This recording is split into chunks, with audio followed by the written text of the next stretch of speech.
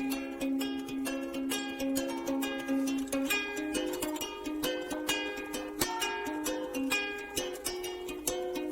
everyone, how are you? Once again welcome back to my channel Science Learning with Sweta. It is second part of this chapter, the living organisms and their surroundings. If you want to complete understand this chapter, you must watch first part also given in descriptions. In first part we study about adaptation and habitat, and in this part we study about different types of terrestrial habitat and aquatic habitat.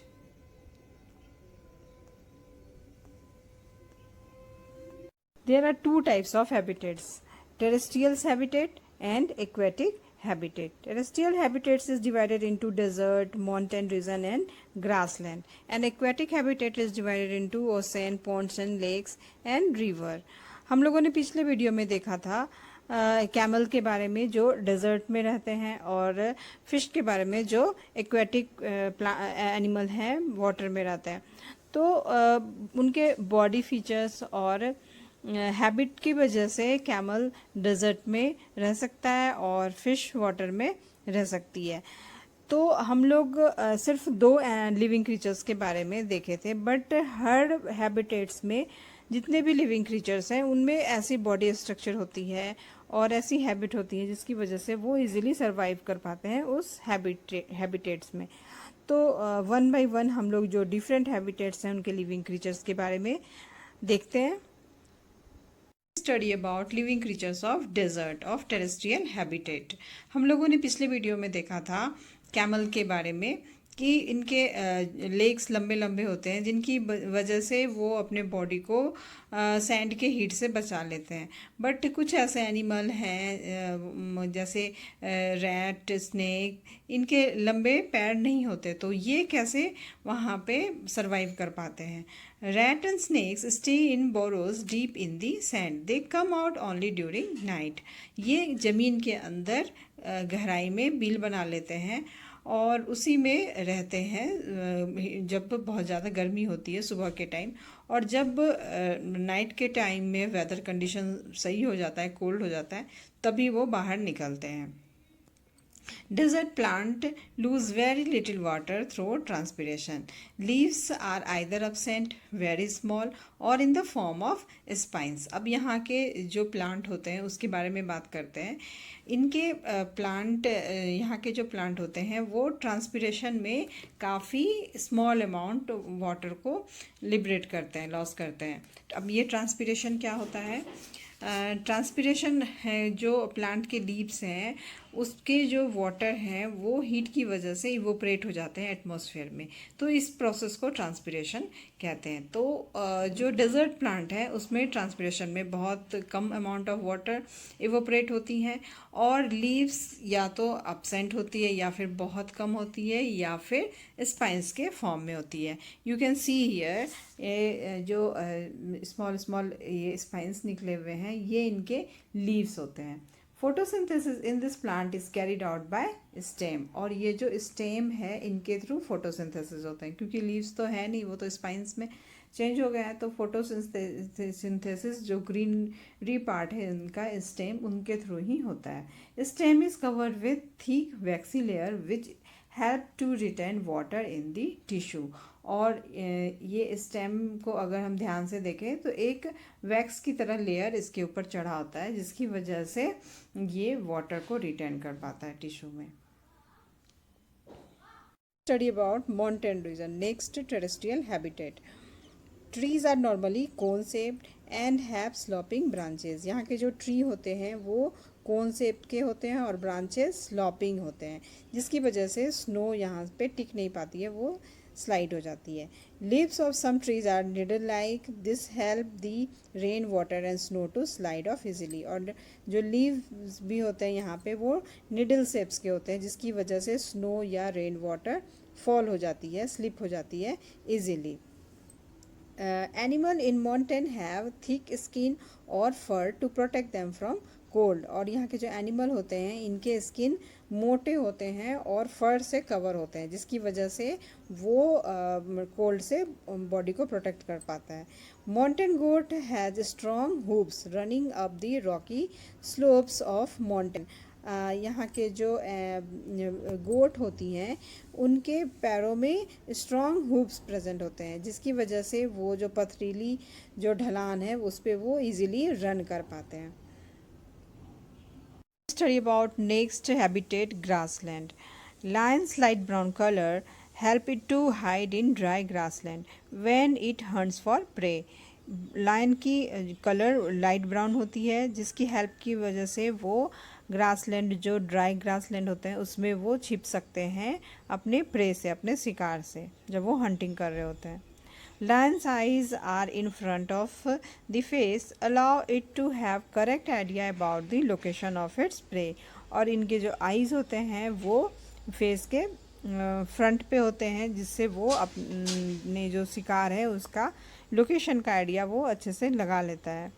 Lion have long claws in their front legs that can be withdraw inside the toes, which helps to catch its prey. अब इनका जो clause होता है कुछ इस तरह से होता है और ये इसको इनसाइड जो है वो खींच सकते हैं। इनसाइड खींचने से क्या होगा, वो अंदर की तरफ खींच सकते हैं इसको, जिसकी वजह से जो प्रे होगी उसको वो अच्छे से कैच कर पाता है। About next animal, deer of grassland. It has long teeth for chewing hard plant stems. इनके पास डियर के पास काफ़ी स्ट्रॉन्ग टीथ होती है, जिसकी वजह से वो हार्ड प्लांट का जो भी स्टेम है वो भी खा सकता है easily. It has long ears to hear movement of predator. और इनके कान बहुत लंबे होते हैं, जिनकी वजह से वो जो उनके प्रीडेटर हैं उनके मूवमेंट के बारे में जान जाते हैं। प्रीडेटर मीन्स जो इनको शिकार करते हैं, लायन, टाइगर एक्सेट्रा, ये सारे प्रीडेटर होते हैं, तो उनके मूवमेंट को ये सुन सकते हैं अपने लंबे कानों से। The eyes are on the side of its head, allow it to look in all direction. और इनके आईज जो है वो सर के दोनों तरफ होते हैं, जिसके वजह से ये अपने ऑल डायरेक्शन को देख सकते हैं easily. Deer can run very speedily by which it can run away from the predator. और डियर बहुत तेज़ दौड़ भी सकता है, जिसकी वजह से वो दूर भागता है अपने प्रीडेटर से। जब वो प्रीडेटर इन पे हमला करते हैं तो वो काफ़ी स्पीडली रन करके बच भी सकते हैं। We study about aquatic habitat. हम लोगों ने पिछले वीडियो में देखा था जो इक्वेटिक एनिमल्स होते हैं, फ़िश के बारे में हम लोगों ने देखा था। उनका बॉडी स्ट्रीमलाइन होता है और उनमें गिल्स प्रेजेंट होती है, जिसकी वजह से वो वाटर में इजीली सर्वाइव कर पाते हैं। बट कुछ ऐसे इक्वेटिक एनिमल्स हैं जिनमें गिल्स प्रेजेंट नहीं होती हैं और उनका बहुत सारे एनिमल का स्ट्रीमलाइन बॉडी शेप भी नहीं होता है, तो वो कैसे वाटर में सर्वाइव कर पाते हैं। Some sea animals like squids and octopus do not have a streamline shape, but when they move in water, they make their body shapes streamline. Squids और ऑक्टोपस की जो बॉडी होती है वो स्ट्रीमलाइन नहीं होती है, लेकिन जब वो वाटर में मूव करते हैं तो बॉडी का शेप स्ट्रीमलाइन हो जाता है। सम सी animals like dolphin and whales do not have gills. They breathe in air through nostril or blow holes. They are located on the upper part of their head. यहाँ पे आप देख पा रहे हो कि इनके जो हेड पे यहाँ पे ब्लो होल्स बने होते हैं, या फिर इसको नॉस्ट्रिल में बोलते हैं, वो प्रेजेंट होते हैं। इन्हीं के थ्रू ये रेस्पिरेशन करते हैं। That's why they come out to the surface from time to time to breathe in air. इसकी वजह से ही आप देखे होंगे जो डॉल्फिन होती हैं वो बार बार इस तरह से छलांग लगाती हैं, बार बार वाटर से वो बाहर निकलती हैं, क्योंकि उन्हें टाइम टू टाइम सांस लेना होता है बाहर के हवा से। We study about next aquatic habitat, lakes and ponds. Frogs usually live in ponds. Frog can stay both inside the water and on land. Frogs generally ponds और lakes में पाए जाते हैं और वो both जगह में land पे भी रह सकते हैं और water के अंदर भी रह सकते हैं। They have strong back legs that help them in leaping and catching there pray. इनके जो बैक लेग्स होते हैं ये ज़्यादा स्ट्रॉन्ग होते हैं, जिसकी वजह से वो छलांग लगा सकते हैं और अपने प्रे को कैच कर सकते हैं। जो उनका शिकार है वो उनको ये कैच कर सकते हैं। They have webbed feet which help them swim in water. और इनके जो फीट होते हैं वो काफ़ी वेब्ड होते हैं, गद्देदार होते हैं, जिसकी वजह से ये स्विम कर सकते हैं वाटर में इजीली। हम लोगों ने डिफरेंट हैबिटेट के लिविंग क्रीचर्स के बारे में वन बाय वन देखा और ये जाना कि डिफरेंट जो हैबिटेट्स होते हैं उनके एनिमल्स भी डिफरेंट होते हैं, प्लांट्स भी डिफरेंट होते हैं according to climate condition and habitat of their surrounding. Now our next topic we will cover in next video. And if you have any doubt, आपको कोई भी तरह की डाउट हो या फिर कुछ प्रॉब्लम हो तो आप कमेंट बॉक्स में मुझे ज़रूर कमेंट करें। And I hope you like this video.